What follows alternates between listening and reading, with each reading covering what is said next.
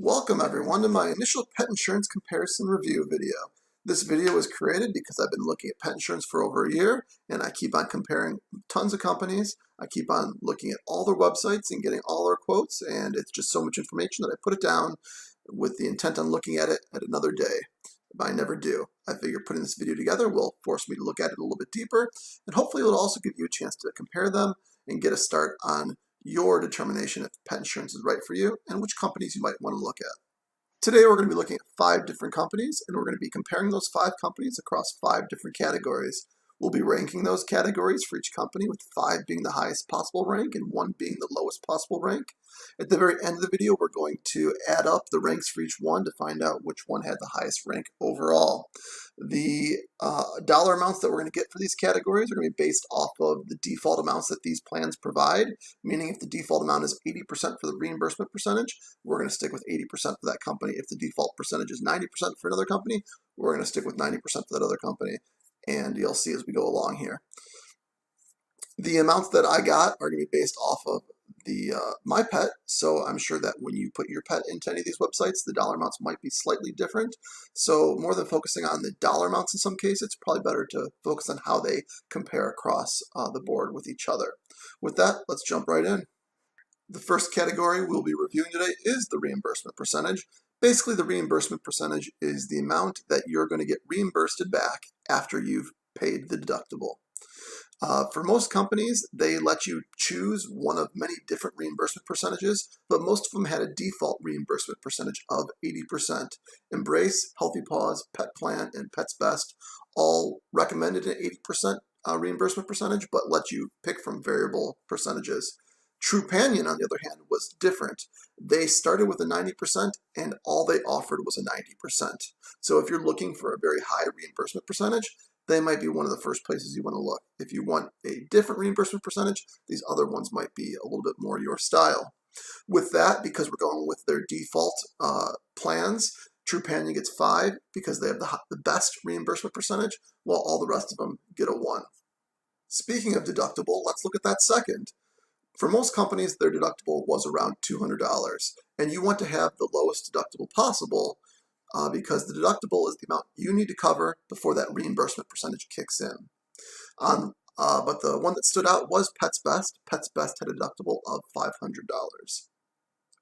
So in last place was Pets Best with that $500 deductible, and in first place with a rank of 3, because it was a 3-way tie, was Embrace, Pet Plan, and Trupanion with a $200 deductible, and then just slightly behind that with Healthy Paws with a $250 deductible. Next, we're going to be looking at these companies' annual cap. 2 companies stood out because they had an unlimited annual cap, meaning no matter how much in cost your pet incurs throughout the entire year, these 2 companies are going to cover their costs all the way through, and then you just have to pay the deductibles and that percent, and then they'll reimburse the rest. So Healthy Paws and Trupanion both had an unlimited annual cap. The rest of the companies had an annual cap, and it ranged from $15,000 all the way down to $5,000. So when it comes to annual cap, both Trupanion and Healthy Paws got a rank of 4, and then Pets Best was last with their very low annual cap of $5,000. The administration fee was probably the category that was the most different across the different companies. We had Embrace that had a $0 administration fee. We had Healthy Paws and Trupanion that had a one-time initial administration fee. And then we had Pet Plan and Pets Best that had a monthly reoccurring administration fee. So when I look at Pet Plan and Pets Best and I figured out what their administration fee was, I calculated what you would spend over 10 years, assuming you kept that pet insurance for a long period of time. With that, Embrace had the best administration fee with 0. Healthy Paws had the second best. Trupanion had the third best, and then in the rear were Pets Best and Pet Plan because they had reoccurring administration fees. So how did all these factors play out in the final cost per month for these different companies? Embrace was the most expensive. Trupanion was the second most expensive. And then there was a nice drop to the third most expensive, which was Pets Best. And then there's a nice big drop again for the fourth most expensive, which is Healthy Paws. And then the least expensive was Pet Plan. One thing to note here, again, is that Trupanion, while it is the second most expensive, did have that 90% reimbursement percentage. So with that, let's take a look at the final ranks. In first place is Trupanion with a score of 17. In second place is Healthy Paws with a score of 15. In third place is Embrace with a score of 13. In fourth place is Pet Plan with a score of 12. And in last place is Pets Best with a score of 8. Giving you a little bit of analysis on this final rank here, Trupanion did have the highest rank.